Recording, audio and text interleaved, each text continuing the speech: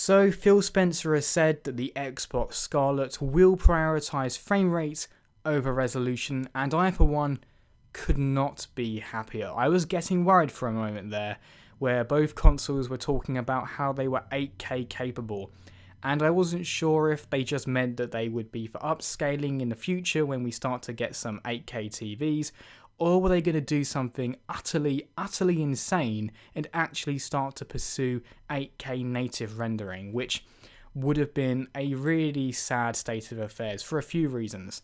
So reason number one is that if you wanted to be achieving 8K native visuals, something that even the most powerful graphics cards we have today struggle to do, these consoles would have to be inordinately expensive, something that the average consumer simply wouldn't be able to buy, and this is bad for everyone, especially as a very typical business model for consoles is that you sell the console itself at a loss, and then you make the money back through the licensing on the games themselves, which is why, if you'll notice, console games typically cost just a little bit more than their PC counterparts. And the core tenet of this business model is that you must have as many consoles as possible in people's homes so that they can then go out and buy those games that you make the money from.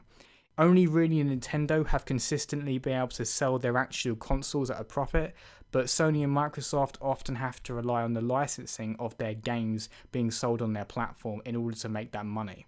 And so if you've created a console that very few people can afford, or simply very few people are willing to spend that much money on a games console, you're not going to be able to make your money back from game sales because so few people are on your platform.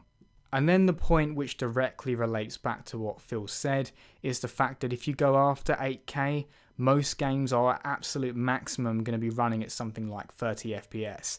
So 30 FPS, look, I think it's okay. I've enjoyed plenty of games running at 30 FPS, but if you apply that to games like Call of Duty, for example, which has enjoyed a 60 FPS frame rate for pretty much its entire life, people will start noticing it and they will get annoyed because games like that rely on a very quick reaction from the player. And if you have 30 FPS, it actually induces a higher latency on inputs. So not only is it harder to pay attention to what's actually going on because the motion is less convincing, but the actual latency pipeline is being disrupted as well, which is far less conducive to things like competitive multiplayer online. And so my final point that I wanted to make was a little bit more subjective, but I'll say it anyway because what are we without our opinions? Do we even need 8K? Will we even appreciate it if we got it? I wanted to make a point here of showing you Star Wars Battlefront 2 on my PC running at native 4K. And if you can see it in 4K, do we really need more detail than this? When I looked back at the footage myself just before I put it into the video, the only thing I thought here was, hey, I wish the frame rate was a bit higher, but the resolution looked absolutely stellar in my opinion. And I really just don't see a need to go any higher than this. Things like shadows perhaps can improve, get more dynamic. Maybe simulations and NPCs can become more advanced, but the resolution just doesn't need to go any higher. When it comes to the next generation consoles, the PlayStation 5 and the Xbox Scarlet, why don't we just aim for 60 FPS on everything? Would that not just be absolutely glorious? As always, people, thanks very much for watching and see you next time.